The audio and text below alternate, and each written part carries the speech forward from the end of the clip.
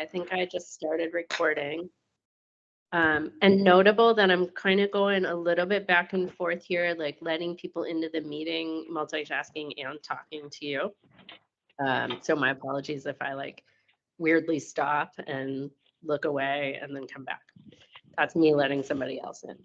So welcome, I'm Kirsten Bigman. I'm working with WIT on this project. We are Art in Public Places project managers. So that means we're contractors for the city of Minneapolis. It means that we are a part of this project from the planning phase, like sort of when the project gets brought into the system of Art in Public Places, all the way through to the celebration that's going to happen at the end of the process. And that can be a couple of years, that can be more than that. It just sort of depends on the project. So we'll talk a little more about that in a moment. See if I can go forward. Okay, so we are recording. So this is our agenda for today. Like for the most part, we're going to be going through the call for artists. We're going to talk a little bit about the program Art in Public Places, and then we are going to leave space for you guys to ask us questions. Okay, so the city of Minneapolis makes public art. Not really. Artists make the art. The city owns and manages this collection of artworks, and we facilitate the commission of artworks, acquisition sometimes of artworks. Sometimes we're managing gifts. And then ultimately, the city of Minneapolis is responsible for maintaining those works through their lifespan. So it's not only about acquiring work and installing it, it's also about making sure that it stays like healthy and fresh and cared for through its life. I should say too, Mary Altman, the Art in Public Places supervisor, is on this call, and she is welcome to jump in at any point that she wants to say anything. But so, like I said before, Whit and I are going to be the public-facing people of this this project. Mary is working with us behind the scenes, but then there's also a bazillion other people that work on this program, on these projects. You know, we're just one of many. And a big part of our role is kind of playing liaison between the artists and all these various entities and kind of helping navigate the city chaos.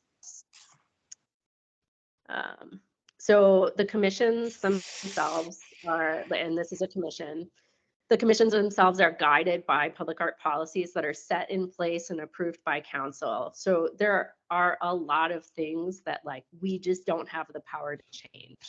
And there are a lot of things that guide us in this work. And so that's another role that Whit and I will play, is to kind of help you navigate that space should you be selected for this project. Another piece of that is that those policies guide our selection process. So those policies are essentially going to be telling us how to move you and the selection panel through this process over the next couple of months. Okay, so art in the city happens in a lot of different ways. I put some examples up here. This project falls into that first category, that like integrating art into city infrastructure. This is a huge redevelopment that is entirely city-led. There are a lot of outside consultants and contractors, but this project is unique in that the city is kind of holding all the different facets of it and working with the park board and working with various partners to make it happen. I'll wait to say that, actually. So the process of a public art project, there's kind of two phases. There's the phase that happens before the artist is involved, which is like the planning, the designation of funds, the research, and then the beginning of the process of the artist selection. So that's like designing the call, getting stakeholder input, meeting with community, all those kinds of things. And then the artist selection happens. And then after that point, the artist is involved in the process through the celebration of the work. And it looks like our slide maybe got a little messed up. I'm sorry, that says develop designs. So this project specifically, like I said, is a really big project. I'm sure like anybody who's lived in Minneapolis for any amount of time has probably heard somebody say, gosh, it'd be really cool if Kmart went away and they reconnected Nicollet, or like, why is Kmart there, or whatever. Like, you probably have had some interface with that, and hopefully we'll be thinking about what that means to you and how you connect to that site as you think about this application. But essentially, the city of Minneapolis was finally able to acquire that land back, and plans to reconnect between Lake Street and Cecil Newman Lane are underway. And we'll talk a little bit more about timeline as we go forward, and community partners and like all the different work that's already happening around this project. So the artists will be, of course, doing their own engagement, but there's like so much other stuff happening already with people on the ground, talking to people, learning about what people care about and those kinds of things. Let's see.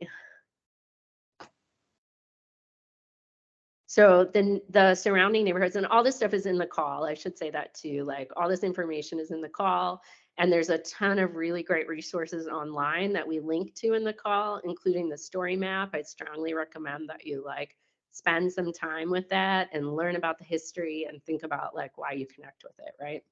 So there are 4 neighborhoods that essentially overlap with this site. But there's also like a ton of transportation opportunities and intersections happening at this location. So not only historically is there the streetcar line that used to run down Nicollet, but it's the site of a new bus rapid transit route. I kind of wish it would be the site of a new streetcar someday. Maybe that would be cool. And then of course the Greenway runs underneath it, and yeah, just a ton of stuff happening right around that area. And see, I'm getting into my own opinions here. So for this scope of the work, like there's a huge amount of work that's going to be happening over the next couple of years. We are really focused in on this one scope of the phase of work. So like the person who ends up getting hired will get a little bit more of a detailed overview of this, but there's essentially like 3 areas of development that are happening. One is around like public space improvements, public design, those kinds of things. One is around like actual development of buildings, like who is going to occupy these spaces, who is going to be building on these spaces, those kinds of things. And then thirdly is like the streetscape upgrades. That's a tongue twister for me today. And that's that's kind of the scope of the phase that we're most focused on at this point in the project. And Whit's going to talk a little bit more about this down the road, but part of this call for artists is going to be working with the design team as they design the future opportunities around like parks or whatever else, finding other opportunities where artists might get engaged. So that I think is like a really exciting part of this project, is like being team, seeing what the opportunities are, and then kind of pitching those back. And then ultimately Whit and I will work with a whole batch of artists that kind of guide towards that work that you've identified. Let's see.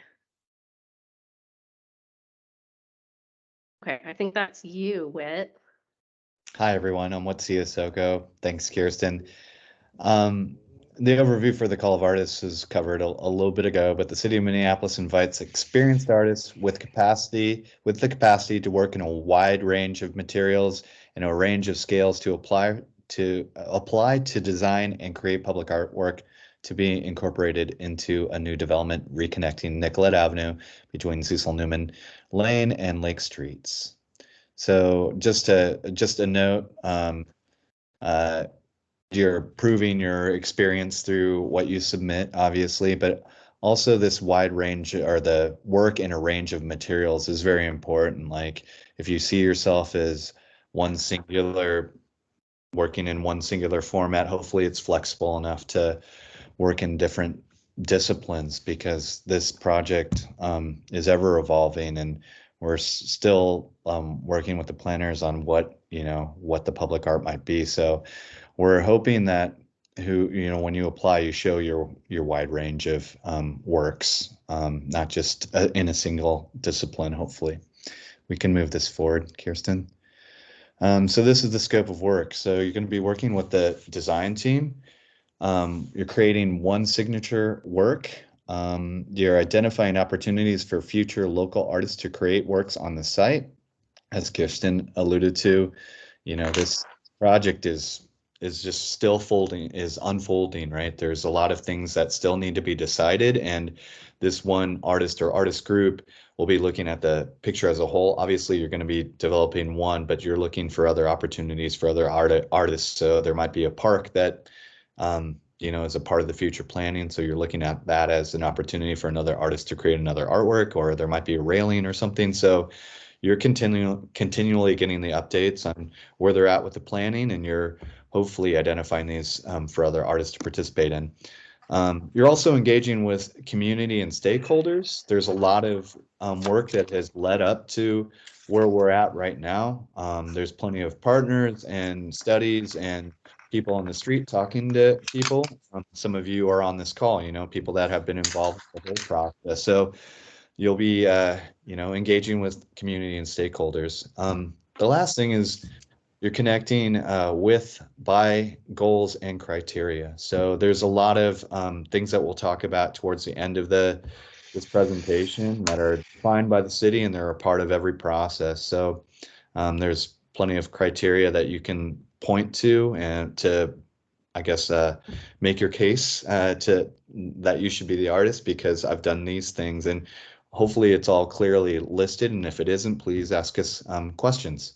But we can move on to the next slide. So the goals of the public art project, there's a ton of goals, right? This is a major project. So I'm just going to read these off. Connect to and expand upon goals and themes previously identified by various stakeholders of the project. As I alluded to, there's tons of people that have been involved up until now, and there's plenty of research, and you'll be doing your own research, but really looking at the stuff that has been provided by the people that have been out on the street, people that have took the online surveys, and you're going to be responding to that. You want to create a public artwork that fosters belonging and celebrates the importance of the site in the neighborhood, community, and city. Hopefully you have a relationship to this area, and your ability to listen is a big part of this as well.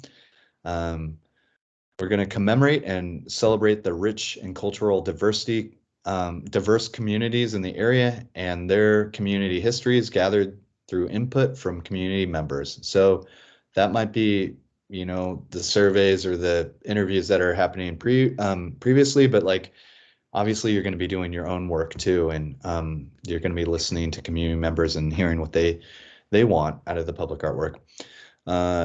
We want to support the idea of connecting to past, present, and future, the connection between the north and south sides of Nicollet, and the connection of people, places, and ideas. Obviously, this is like, bringing a street through that hasn't been there in a long time. So there's definitely there's been a literal and metaphorical gap, and it's now being opened. So the idea of connection is important to this project. Integrate into the new Nicollet redevelopment's landscape, streetscape, stormwater management plan. So there's plenty of things that are happening that don't have anything to do with art, but we have to respond to them, right? Like things that are changing in the landscape and in the plans.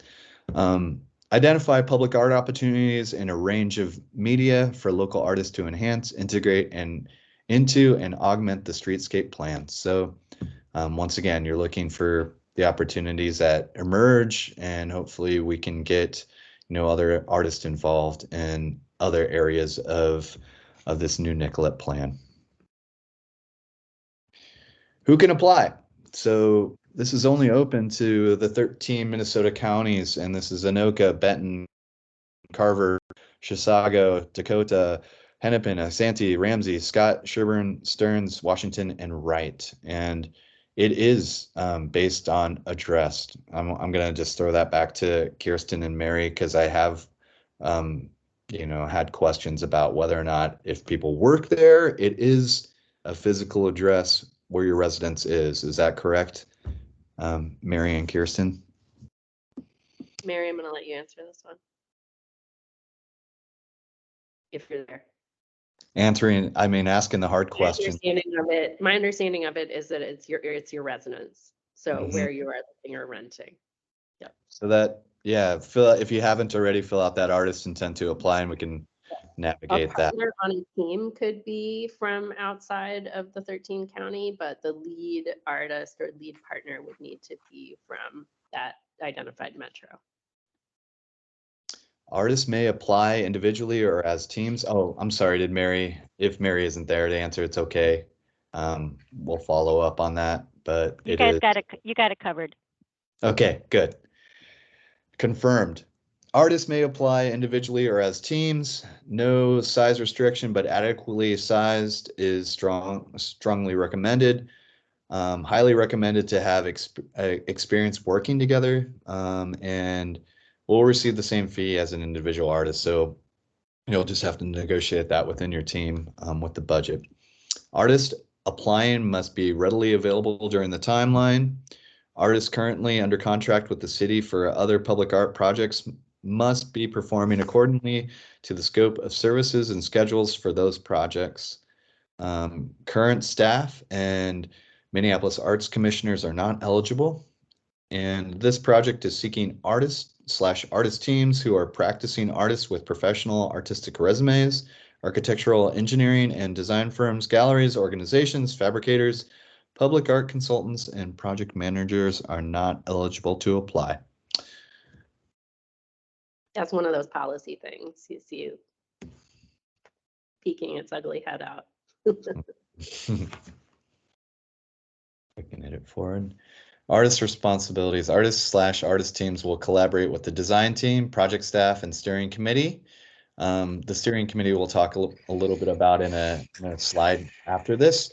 These responsibilities may change as the project takes shape.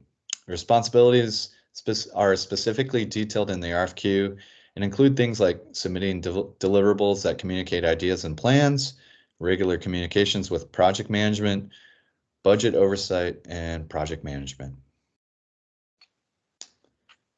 Compensation. I'm sure that all of you have questions about this, but the total budget for the public art project is $300,000, including $30,000 for the design phase and identifying other art opportunities.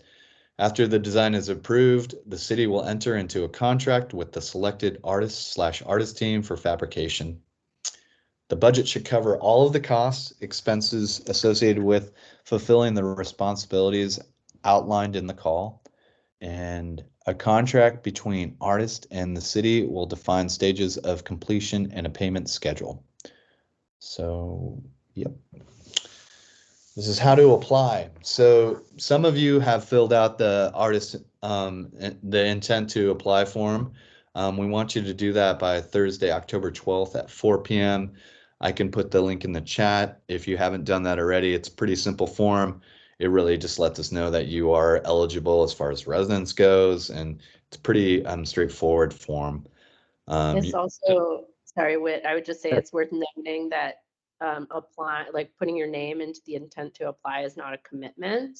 Like if you do that and decide not to apply, that's okay. It also assures that you're going to get all the project communications and like deadline communications that come from the project team. So if you're even remotely interested, I'd say go ahead and sign up for it. It's a good thing to do. We've had a little bit of a snafu with like getting this informational link out, and thank you for your patience on this. I'm new to the contracting with the city, so it's linked to a different email, and there's been a little bit of mix up there. So it's good to fill out this form just so we have your information. You'll receive a folder link via email where you can upload your documents. So you'll be uploading them to a folder that will be shared with us. Then step 2, you'll upload a completed application by Tuesday, October 17th by 4 p.m. So, yeah, what to submit. So work samples, 10 JPEGs, no collages or image compilations, no videos, an image list, which, has a description and it's included in the RFQ. Resume, 1 per team member, up to 2 pages per person. We want you to provide a narrative. Why are you interested? And what excites you most about the project? your connection to the site and or why you are the right artist to work on this project. Using a specific example, tell us how you've incorporated community history and input into public artwork that you have created. If you are an artist team, your experience working together in the past, and which artist will be the lead contact for your team. And then we want you to provide other commitments and time frames during which you would be unavailable. So these are super important. Really speak to this in in the cover letter and in the narrative section. I'm sorry. And make sure that you're answering these questions, because these are the things that the selection committee will be looking at.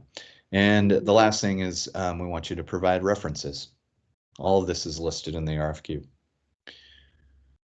So tips, we'll have some other tips if people ask questions at the end, but overall direct your questions to the designated staff members. Do not reach out to other staff or project affiliates. Really keep that communication between us. Read the submission guidelines carefully. Ask your questions before October 9th. So you have, we aren't able to, like, if you ask a question directly to me, I need to take it in, put it in a public document and post it on the website. So be patient with the reply to your question. It just has to be transparent for everybody, and so that everybody's questions are answered.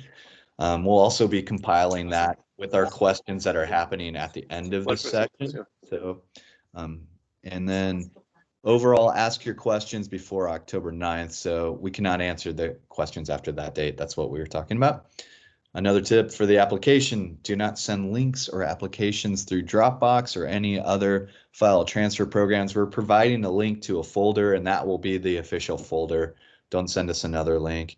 Do not email proposals to staff. Yeah, we'll just ask you to put it back in the folder. I'm not responsible, or Kirsten's not responsible for putting your information into that folder. Make sure you submit exactly what is requested. Extra images, pages, and or info will be redacted. I've been on these panels before, and I've seen a page or two that added a lot of information, and unfortunately it gets thrown out, like on a technical, like it is the third page, so we have to remove this, and it can't be under consideration. So just make sure you're noting that. No video, web links, or outside information are accepted. So that's Yeah, pretty and just a quick note about the folders. Like if you for some reason haven't received your folder and you filled out the intent to apply and it's past the questions date, like don't hesitate to reach out to us with technical issues or things like that. Like we're here for that. Mhm. And you can ask the question. We may not be able to answer it, but maybe we can point you to the right page of the RFQ or whatever. And So, yeah, worth Kirsten, noting. it is if it's before the deadline, they can, if they're like 2 days past when they submit it and they still got until October 9th, they can update it, right? Like if the resume page was wrong, they can update that, right? So just know that it isn't automatically closed, and it isn't officially like put in until the deadline. So you still, you can still update after that fact. So these are important dates, and these are all listed in the RFQ. We have Monday, September 25th, the call for artists posted. That's already been done. Thursday, October 5th at 3 p.m. This is where we're at, our artist informational meeting. Friday, October 6th at 4 p.m. Posting of materials from info meeting on website. This is being recorded, so this will be posted there too if you want to review. Tuesday, October 9th by 4 p.m. Last day for submission of questions. Thursday, October 11th, answers posted on the Call for Artists website. So we'll be taking these questions and any questions that we've received over email and answering them publicly. October 12th by 4 p.m. Intent to apply form submitted. Please do that. And once again, I'll put it in the chat. Friday, October 13th from 2 to 5, support session at Springboard for the Arts. So we're contracting with the Springboard for the Arts to help people navigate or actually get a good proposal together. So Andy Sturdivant will be giving that those tips in that session. So that information is it posted yet, Kirsten? I'm sorry, I don't know if that has been posted yet, like officially in the link. I don't think we have.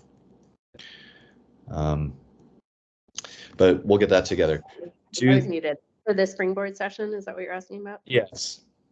Yes. So we have a registration link, but I think you can just drop in. In the RFQ, there should be the address of Springboard and the date. So it's going to be at Springboard during this particular time. We'll put the registration link in as many places as we can, but if you don't end up doing that, that's okay. We'll also email it out to anybody who signs up for the intent to apply. Thanks. And I would recommend attending these. These are like so great. They help you so much in ways that like we're not able to. So they'll really dig into your proposal with you and challenge it and tell you where they think that you could improve and how you might meet the goals better, those kinds of things. And like Whit and I can't provide that support to you. So I totally recommend going over there and doing it. That's great. Thanks for that info. This is one of the most important things on this date list is Tuesday, October 17th at 4 p.m. Call for artist submission deadline. So just mark that down. Make sure you get it in before then. November 14th, finalists notified and directed to submit materials.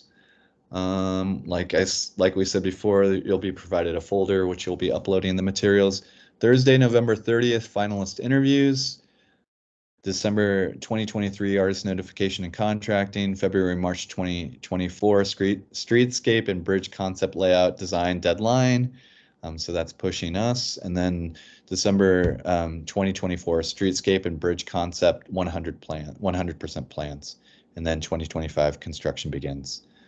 This is a really quick timeline. I mean, it seems like a long way away, but yeah, we're really moving at a fast pace. And just know, once again, Tuesday, October 17th at 4 p.m. is the deadline.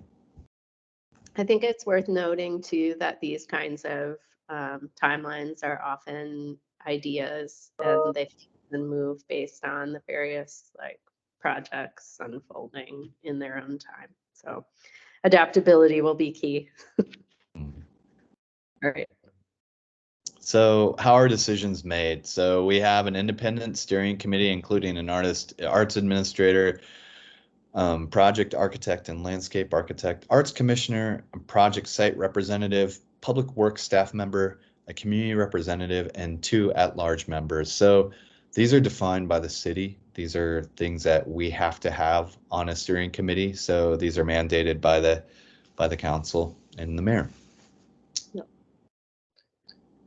Okay, and so those guys, like we put them through a training, they review your applications, and then we meet with them in like a pretty long session.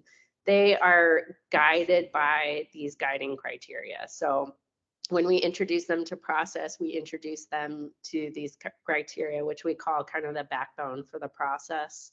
And the idea behind that is that we really want everything to be fair and sort of like level the playing field for anybody who applies, right? So you're going to want to be thinking about these as you craft your proposals. And these are just the headers. Each section has a more detailed component, and this is all also listed in the RFQ. I'm not going to read them out loud, but I think it's just something you want to be thinking about. So looking at the goals of the project, which we talked about earlier and are in the RFQ, and then also like kind of balancing that against the guiding criteria and thinking about how does your work and your connection to the site how do you bring that all together to identify why you are the right person for this project or you're the right team. Okay, so we're at the questions point. I put the key dates down here just again so that we have those kind of guiding us during this space. But yeah, anybody have questions? Looks like we have a chat. Oh, we lost Mary too. So I should preface this by saying like, there may be some questions that Whit and I are not 100% about. And if that's the case, then we're going to record them and put them in the questions that come back out next week. I have a question. This is James. Hi.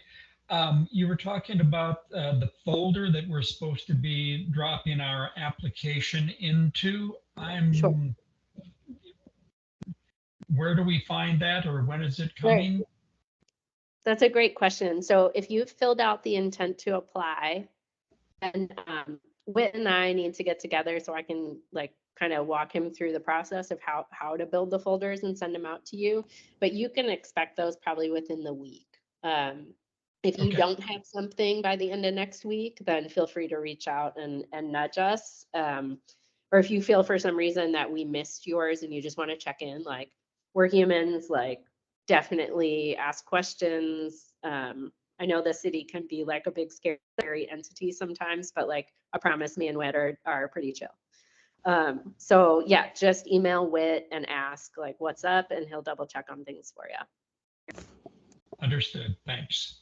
Okay, I see a chat question. Could you clarify for the budget, the hired artists or teams receive 30K for the design phase and the balance of 300K? Is that all the public art that is eventually commissioned? No. So that is the money that's designated for the scope of work that's in this call for artists. So that includes the signature work, whatever that ends or works, whatever that ends up being, and then the design and planning for future artists. It does not include subcommissioning anybody. All you're doing is coming up with ideas, and those ideas will be kind of given to us. We'll run them up the flagpole. People will decide what they want to do, and then we'll probably do new calls for artists that we will then fund and manage. Does that hopefully answer the question? It looks like Whit put the intent to apply sign up in the chat too. Okay, great. Other questions?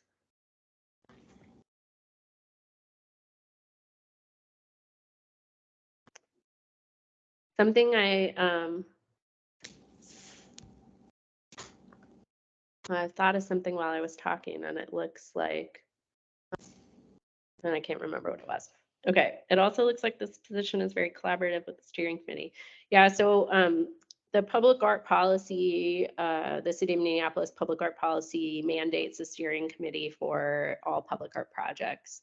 And those steering committees are a lot more flexible than the selection panels that Whit outlined before. It's kind of like people who are working on the project in various capacities, people who live around the site, you know, kind of whoever we can shake up when we're pounding the pavement and learning about the place and kind of like identifying the scope of the project. So yes, this in particular, this project has a strong steering committee. There's so much going on outside of just the art piece of this that the steering committee is going to be able to help connect you into all of the various facets of the project. So there are a ton of stakeholders beyond just like people who live there. There's a lot of city employees. There's a lot of people.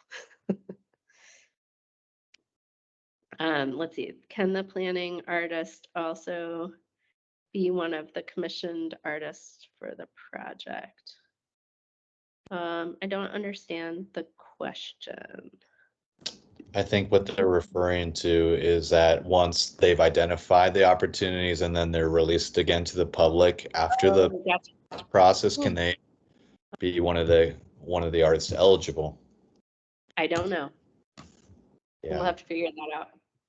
It's all very vague at this point. I would guess probably not, just based on how things typically work when, like, if you're involved in planning of something, you usually can't apply. But that would be a question we would need to ask. I would assume there's a precedent in the new service center building when they did that. Yep. Yeah. Yeah, So I would we'll take a imagine look and post that answer on the website when we Yeah. answer all the questions. Sorry, we Okay. can't answer that with Yeah. a defining quality here right now, but if you can Sure. be patient, we'll post it on the website in the coming days. Okay, so then the next question I see in the chat is, can I ask why murals are not expected to be commissioned per the language in the RFP? This is kind of generally just city policy. Like, the city of Minneapolis does not commission any murals. There are very unique instances where that is allowed, and some of the ways that and it has to do with lifespan of the artwork and maintenance and care and a variety of other things. But in this project, it will not be allowed.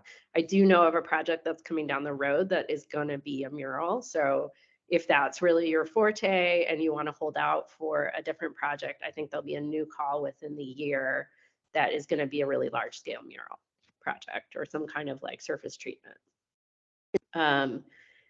So, okay, so I'm gonna skip Gail. I'm gonna come back to you and go, so that's odd. The murals on the transit station happen.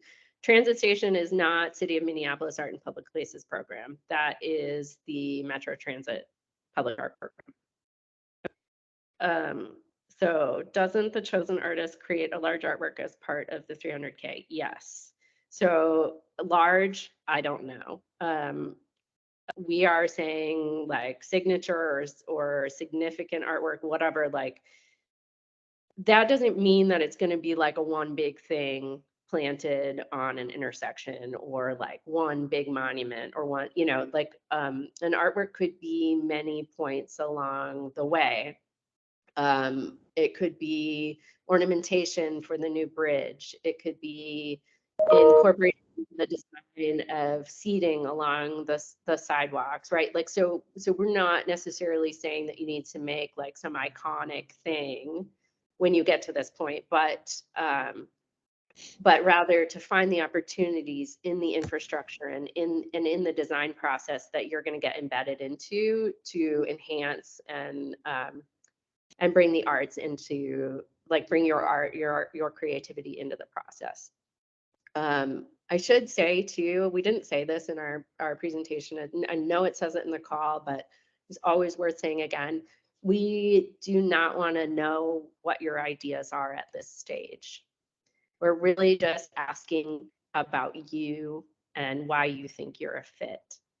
When it's a struggle for panels reviewing applications to have proposals of ideas because you really just don't know enough at this point. Like you haven't been involved in the planning with the design team. You don't know about the infrastructure. You really just don't know. And so when you pitch something, you are essentially setting expectations that you may or may not be able to meet. But also, we're not asking you to do design work unpaid, right? Like we want you to get hired before you do design work. We may ask you about some ideas in the interview if you make it past that first phase. Like in the interview process, we may ask some more questions about like how you might approach engagement in the project, or you know what really draws you to the site, those kinds of things. But we won't know those questions until after that first interview or until we decide who we're going to interview. All right, what else? I think this is an important point too, is that Kirsten and I are not the deciders, right? We're once again pointing to a steering committee. We're just administrating. So we have no decision-making power. When we say we're on behalf of the steering committee and the selection committee. Yeah, so Megan asked, what are the additional materials needed from finalists? So once we get through that initial review of applications and we narrow it down to a group of people that we're going to invite back for an interview, we will put together a kind of like assignment for you, and we'll let you know specifically what we're looking for, and then you and your team will be invited to a virtual meeting where you will present. I think it'll be virtual, where you'll present your ideas in response to whatever questions we ask. So it's really going to be like building some kind of presentation and thinking about, you know, thinking more deeply about your connection to the project and selling the panel on why you of the 3 to 5 finalists is the way to go. I would say to not worry too much about that until we get to that point. You'll have at least a week to prepare, and we'll have a meeting with you and answer any questions that you have at that time if you make it to that point.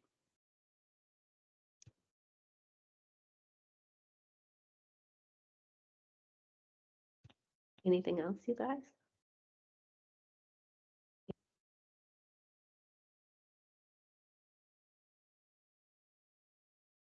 Well, we're happy to stay on for a little bit longer as you guys are thinking. If you haven't, I'm assuming you've all seen the RFQ at this point. Maybe let's drop that link into the chat too, Whit. We'll do that. Yep. That'd be awesome. And then if you didn't see this, just make sure The intent to apply is in the chat. If you, for whatever reason, like can't get to the chat, that happens. Don't know how to do that, whatever, just email Whit after the meeting and he will, he'll get you that link for sure. I would just encourage you again to read the call carefully and do it soon. Like read it today, read it tomorrow, start generating your questions, because the way that the city process works, unfortunately, is that like if you have questions at the last minute, we may not be able to help you. So the earlier you get started and rolling and ask yourself the hard questions, whether it be technical or process, or whether it be like conceptual, the better the odds are that we'll be able to support you in finding the right answer. Yeah. With that, I would say I'm gonna encourage you one more time to check out the Springboard for the Arts session, and that is on Friday, October 13th from 2 to 5. Yeah. And you can register for that via the Call for Artists link. I'm gonna put that in the chat too. The link, and if you sign up for that, then they'll have a better sense of like what kind of help you're looking for, and then they can make sure to have like the right person there, the expert on narratives, or the person that's really good at X, Y, or Z, and then they'll be more prepared to accommodate your needs. Yeah. All right, well, we're here for you. I didn't make it sound too scary. It really is not like the most arduous process. We just like to be really clear about what the parameters are that we're working within, so that you guys better understand like why we might not be able to help you in certain ways. It's really just about trying to keep everything really fair and equitable. And as much as I'd love to dive in on every proposal and like help you write them and pick out your images and do all that stuff, we're just not allowed to. So we've tried to set up as many processes and systems that can support you in the ways that we cannot, and then hopefully have identified the ways that we can help you. So I really hope you all apply. I think this is going to be a really cool project. Like, full disclosure, I was like kind of looking at like maybe I want to take a break from project management for a little while, and then they dangled this project in front of me and I was like, okay, I'm totally on board. This to me is like a monumental moment for the city, like correcting this design development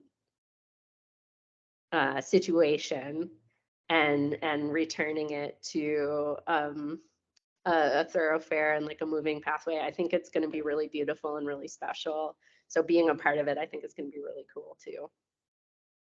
So, all right, I'm going to stop recording.